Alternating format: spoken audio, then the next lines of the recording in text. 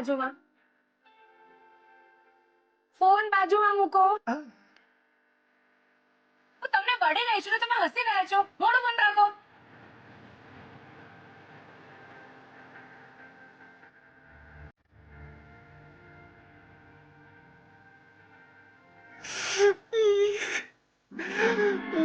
બીજી પરીક્ષામાં પાસ થઈ ગયો જીગલા, થઈ ગયો.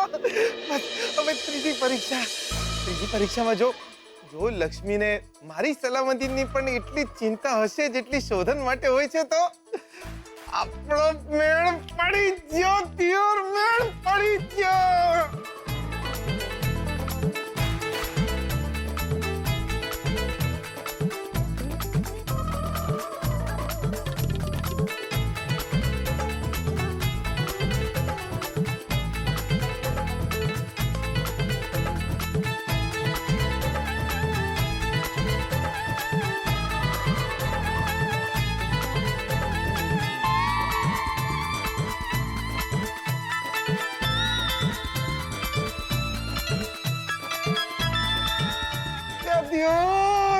વડોદરામાં હડતાલ પડી દો. લા મેહોણા વાળાને કહો કે ઢોલ વગાડે, જીગલાની જાનની તૈયારી કરે. યસ સેટક સેટક સેટક.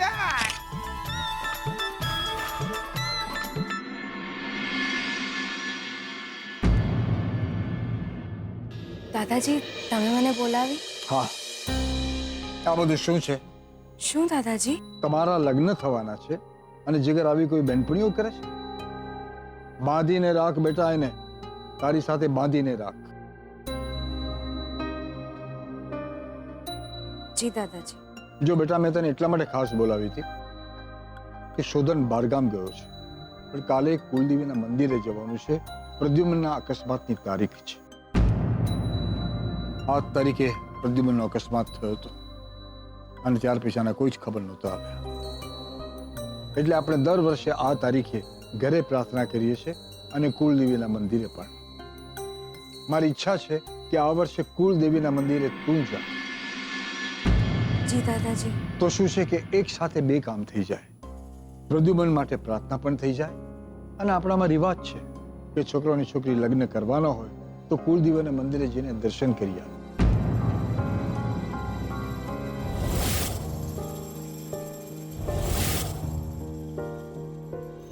એટલે તું ને જીગર સાથે જઈ આવજો.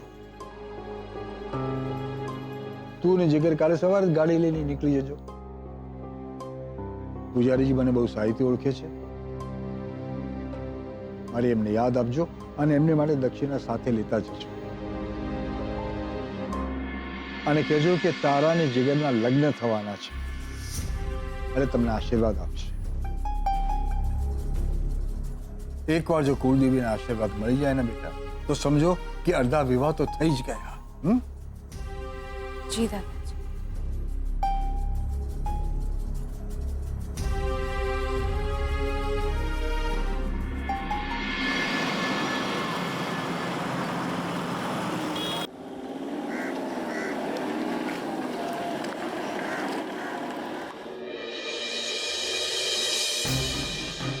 મારી એક શરત છે. શરત શું છે તમારી? બસ મારી શરત એટલી જ છે કે આવતા મહિનાની 7મી તારીખે મારા લગ્ન છે. આ જ દિવસે આ જ ઘરના આંગણે એક જ મંડપની નીચે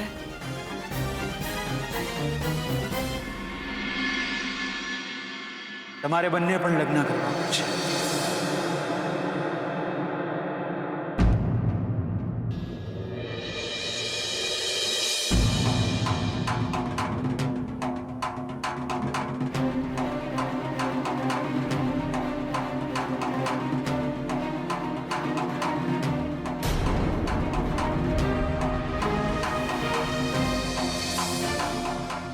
ખવડાવો.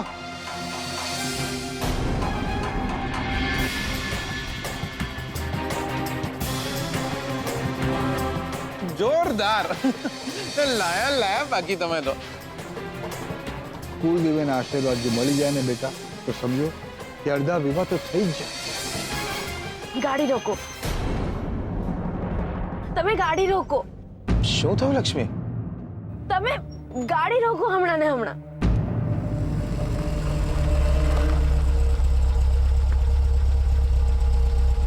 લક્ષ્મી, લક્ષ્મી,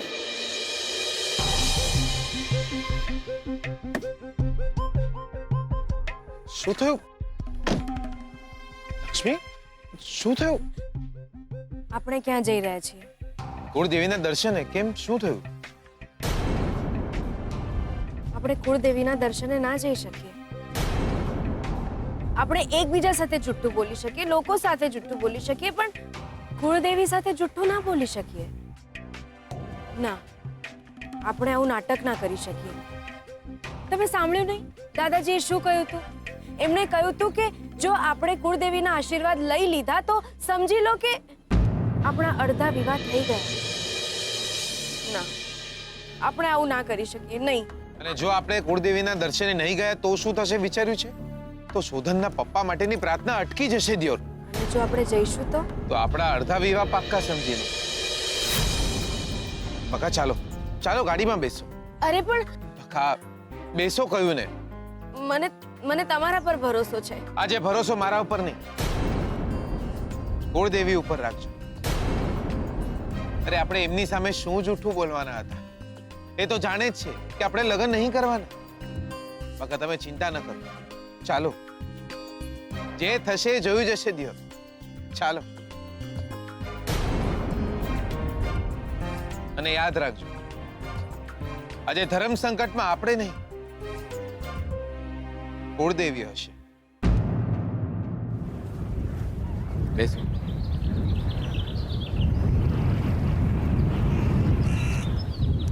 બકા બેસો.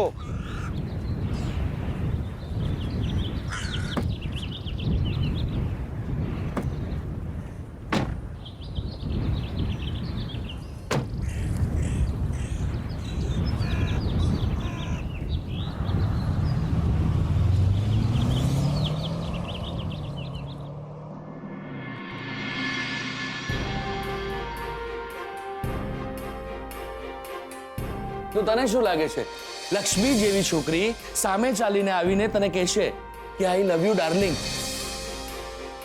અરે ડફોડ, એને તું ગમે છે, તારા ઉપર એને ભરોસો છે, એટલે જ તો તારી સાથે લગ્નનું નાટક કરવા તૈયાર થઈ ગઈ. અરે એક વખત લગ્ન થઈ જાય ને તો પ્રેમ કરવાનો નથી હોતો, પ્રેમ ભૂલવાનો હોય છે. અને ધીરે ધીરે લક્ષ્મી પણ પોતાનો પ્રેમ ભૂલી જશે. અરે ભલભલા પ્રેમ પ્રકરણો ભૂલાઈ ગયા ને લોકો મેળ પડે ત્યાં જીવતા થઈ ગયા. તો તું લક્ષ્મી સાથે લગ્ન નહીં કરે તો ખબર છે ને લક્ષ્મીનું શું થશે? એ આખી જિંદગી શોધનને ત્યાં કામવાળી બનીને રહી જશે. એ જોઈ શકીશ તું?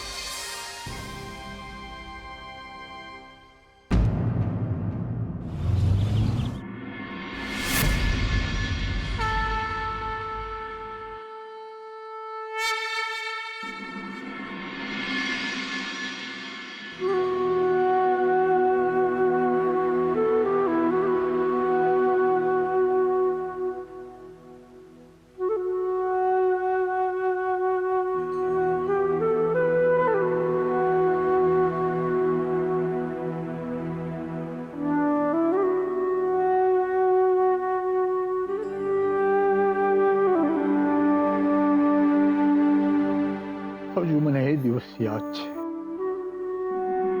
આપણો પ્રદ્યુમન કેટલો ખુશ હતો. કહી રહ્યો હતો કે આજે ઘણા વખતે હું કૈલાશ સાથે બહાર જઈ રહ્યો છું, બિઝનેસ મીટિંગ પણ કરતો આવશે અને સાથે સાથે કૈલાશ જોડે ઘણો સમય પણ વિતાવશે. કૈલાશ પણ કેટલો ખુશ હતો. તૂટી ગયેલી ભાઈબંધી ફરી જોડાઈ રહી હતી. પ્રદ્યુમન, કૈલાશ અને કલ્પના એક સાથે ટૂર ઉપર જતા હતા. ત્યાં સાંજના સમાચાર આવ્યા. પ્રદ્યુમનનો પગ લપસ્યો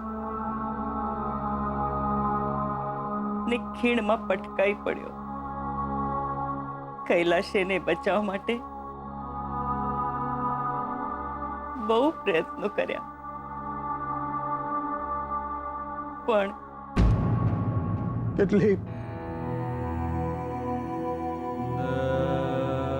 કેટલી શોધખોળ કરી આપણે. આજે આવશે, કાલે આવશે, એમ એકબીજાને દિલોસો આપતા આપતા વર્ષો વીતી ગયા.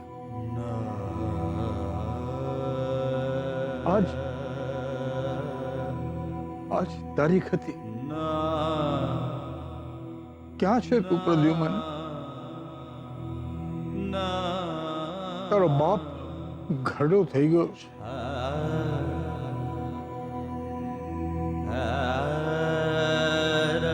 હવે તો આવી જા. આ તારા ઘરના મા બાપની આંખો આજે પણ તગતગી જાય છે તારી યાદમાં. અંબિકા વહુનું જીવન વેરણ બની ગયું છે.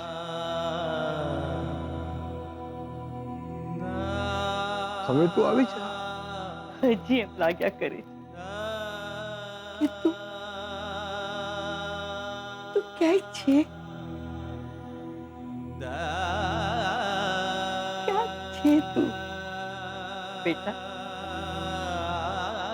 તું જ્યાં હોય ને ત્યાં સલામત રહેજે.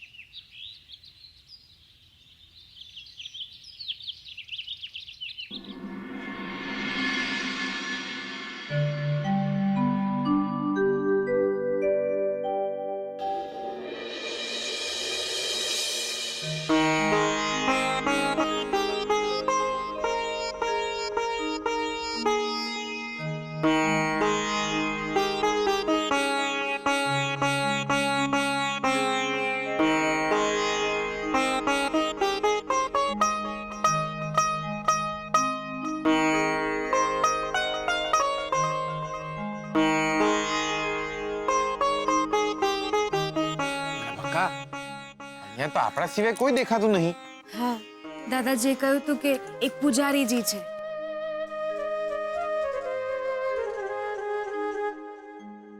એમને મળવાનું છે અને આવી ગયા. કોણ છો ભાઈ? જય માતાજી. જય માતાજી. અમે વડોદરાથી આવ્યા છીએ. અમરકાંત દાદાએ કહ્યું હતું કે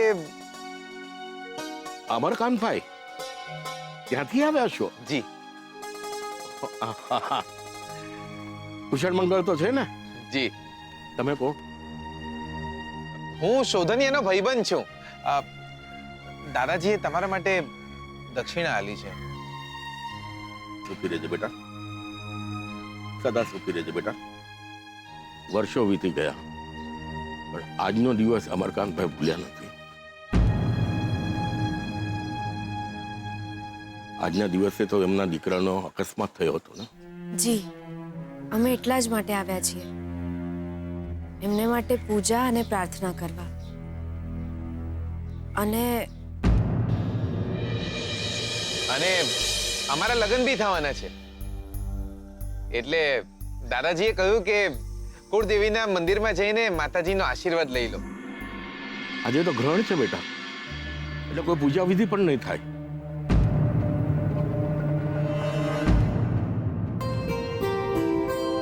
અને તમે દર્શન પણ નહીં કરી શકો. એટલે તો જો ને માતાજી ફરતે મેં આખો પડદો ઉડાડ્યો છે. પ્રતિબંધની સલામતી માટે કાલે પરોઢીએ જ પૂજા કરી લઈશ, પણ તમારે લોકોએ દર્શન માટે પાછા આવવું પડશે. જી પૂજારીજી. જી, કઈ વાંધો નહીં. અમે પછી ક્યારે આવી જશું? ભલે. પ્રદ્યુમને છેલ્લા દર્શન અહીંયા જ કર્યા હતા અને એમની સાથે એક ભાઈ અને એમના પત્ની પણ હતા.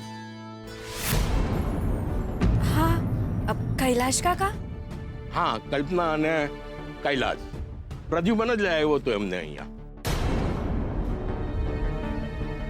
ખૂબ માનતા હતા કુળદેવીમાં. પછી એ લોકો ફરવા ગયા કે અહીંયા લગીને આવ્યા છે તો અહીંયા એક ડુંગર છે તો એ પણ જોતા જઈએ. પ્રદ્યુમનની તો ઈચ્છા નહોતી, પણ કલ્પનાએ જીદ કરી કે અહીંયા લગીને આવ્યા છે તો ડુંગર તો જોતા જઈએ.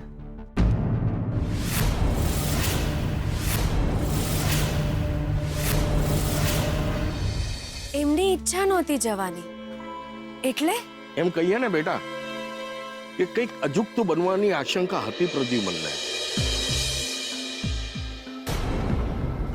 પણ એને તો પર્વત ફરવા જવું જ નહોતું. પણ કૈલાશ અને કલ્પનાની જીદ આગળ એને નમતું જોખ્યું અને ત્રણે ફરવા ગયા. અને પછી માતાજીની ઘણી ખમ્મા.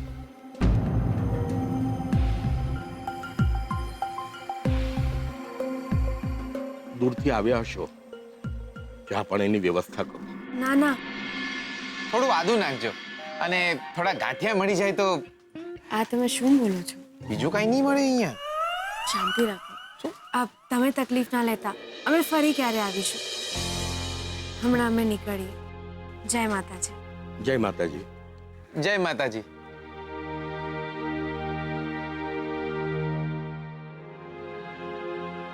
તમે સાચું કહ્યું હતું. આપણે જૂઠું બોલતા હોઈએ એ તો માતાજી જાણે જ ને. માતાજી આપણી મર્યાદા જાળવી લીધી. હા, પણ ચા નાસ્તો મળી ગયો ને દિયોર તો મજા આવી જઈ હોત. ઘરે મળી જશે. હા, હે? ચાલો હવે ઘરે. અચ્છા. અરે પણ બકા, હું એમ કહેતો તો દિયોર,